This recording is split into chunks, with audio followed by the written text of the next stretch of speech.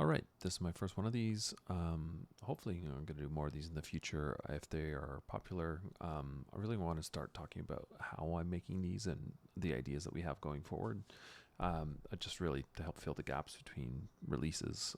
My goal is to really, hopefully, release a new plugin every 2-3 months, depending on how the ideas come. We'll see. This is Burn. It's something I've talked about before in some of my press releases and things that have come out, emails. It really is a new plugin that is about signal degradation. We'll see here, obviously, master controls, the ability to spread the signals that's coming in. The thing that is truly unique here is what I'm calling the failure engine.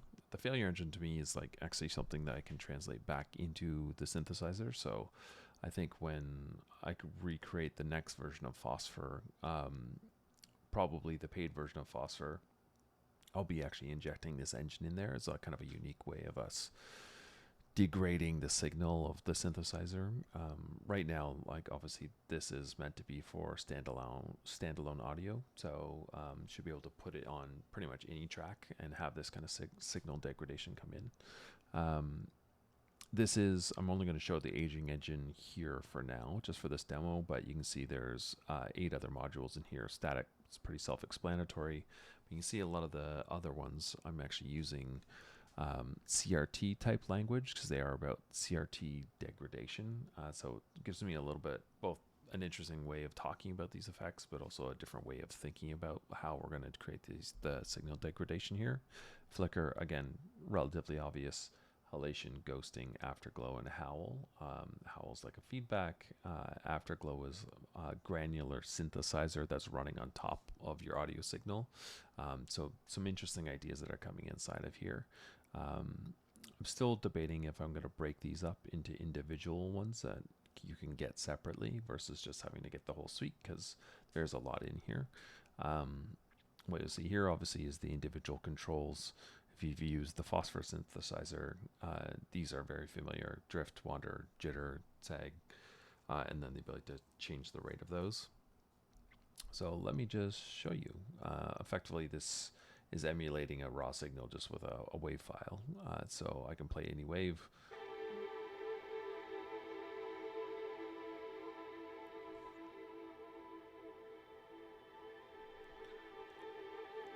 Bring in the effects.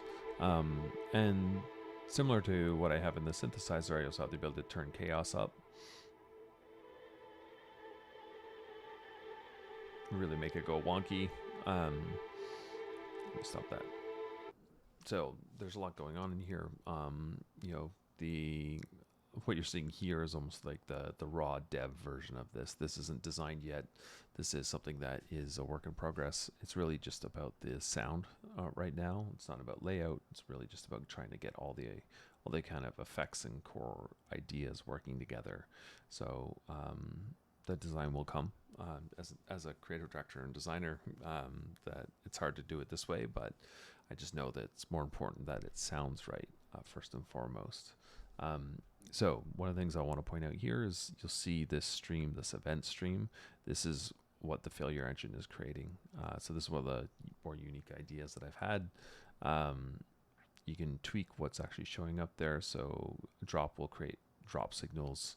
The arc will create obviously like a power surge, like a power spike, and then a surge is going to be a power surge. So there's a few things going on here, and then you can see if I tweak one, it just generates all just the one type of event, and I create a mixture of those. And the way this is going to work is every single one of these modules will have a different interpretation of how it takes in these events. So, in this case, I can actually show you aging. Let's do drop. That's one of my favorite ones. For this, I'll play that sound again.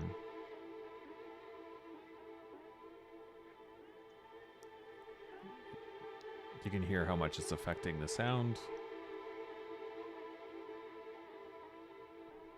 I'll turn it off. And you get back to the normal drift. This is a very intense version of this, but I also have a thing where you can sync it as well if you want to.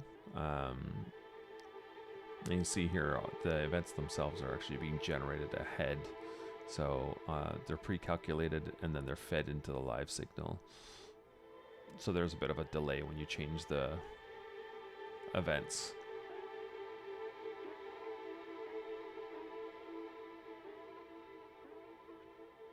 So it's some interesting things going on here. Again, I'm going to do some more of these. Hopefully you find them interesting. Hopefully you, get something from them. Just like for me, the ability to create these things and, put them live and get other people using them is pretty magical. Obviously, these are things that I want in my own music. So